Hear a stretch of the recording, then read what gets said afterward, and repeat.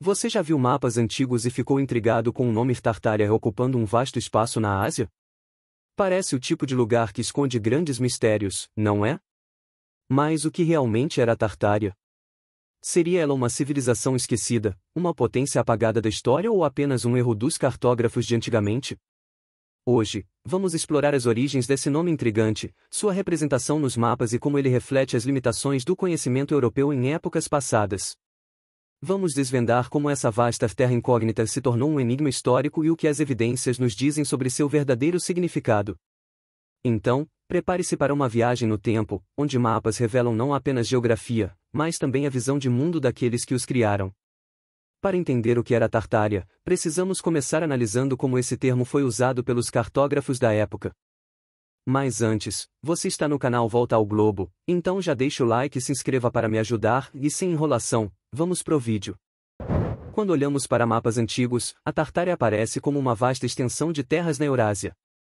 Ela abrangia regiões hoje conhecidas como Sibéria, Ásia Central, Mongólia e até partes da China. Mas, diferente de um país ou civilização unificada, Tartária era um termo usado por cartógrafos europeus para descrever terras pouco conhecidas ao norte e leste do Mar Cáspio e do Mar Negro. A origem do nome está ligada aos tártaros, um termo genérico usado pelos europeus para povos nômades da estepe, como os mongóis e turcos. Essa associação ficou ainda mais forte após as invasões lideradas por Gengis Khan no século XIII, que levaram medo e fascínio à Europa.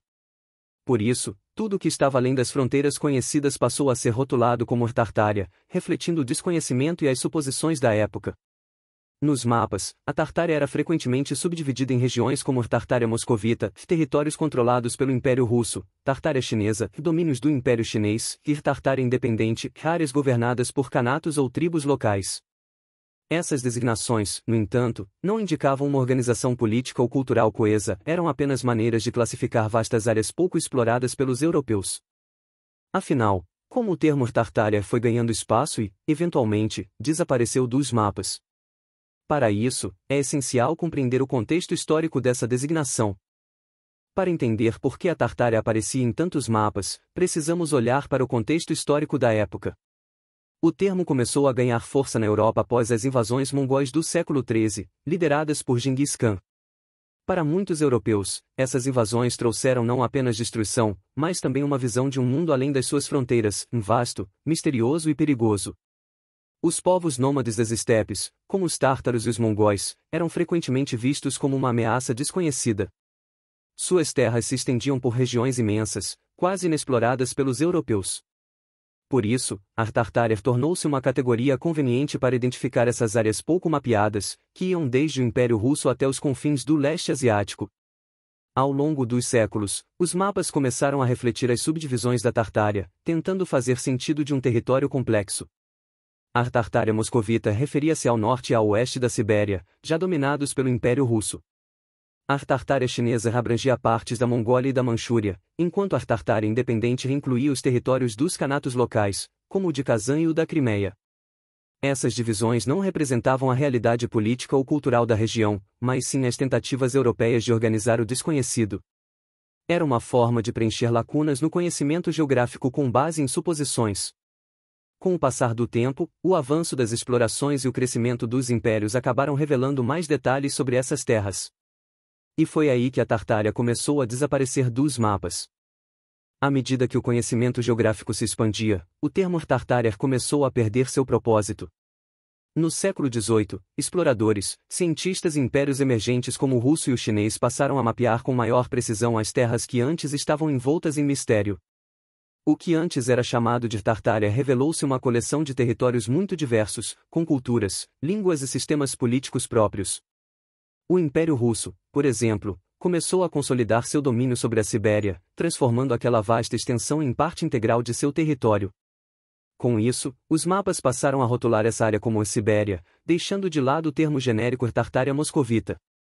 Da mesma forma, a expansão do Império Chinês unificou partes da Mongólia, Manchúria e Xinjiang, substituindo a Tartária Chinesa por designações mais específicas.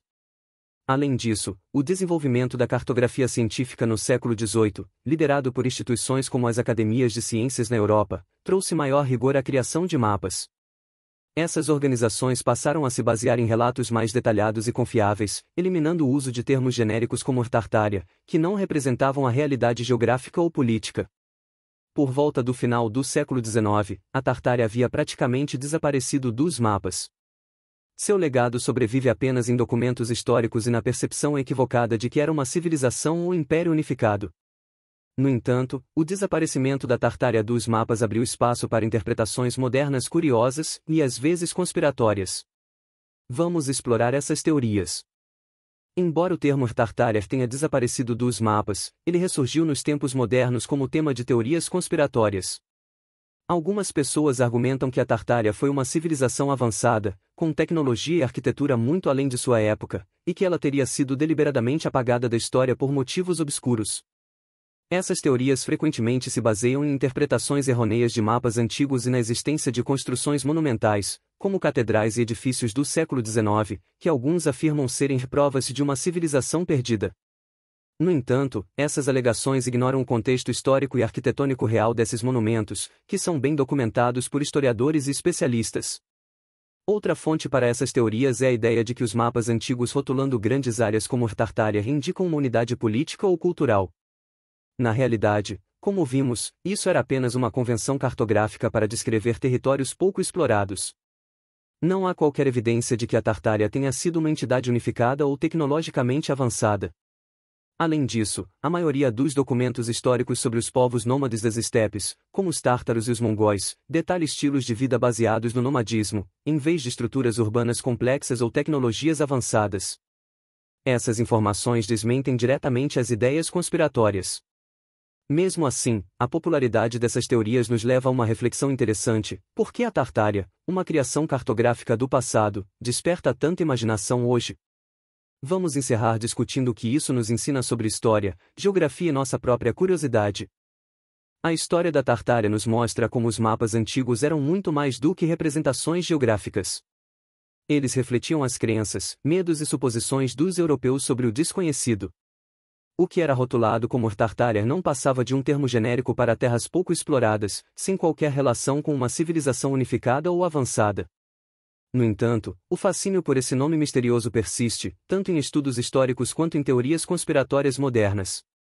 Isso nos lembra que a história e a geografia não são apenas sobre fatos, mas também sobre como interpretamos o passado. Enquanto a Tartária não era real como alguns imaginam, ela é um excelente exemplo de como os mistérios do passado continuam a moldar nossa curiosidade no presente. Se você gostou dessa viagem no tempo e quer explorar mais curiosidades como essa, não se esqueça de curtir o vídeo, se inscrever no canal pois ajuda muito e compartilhar suas ideias nos comentários. Até a próxima!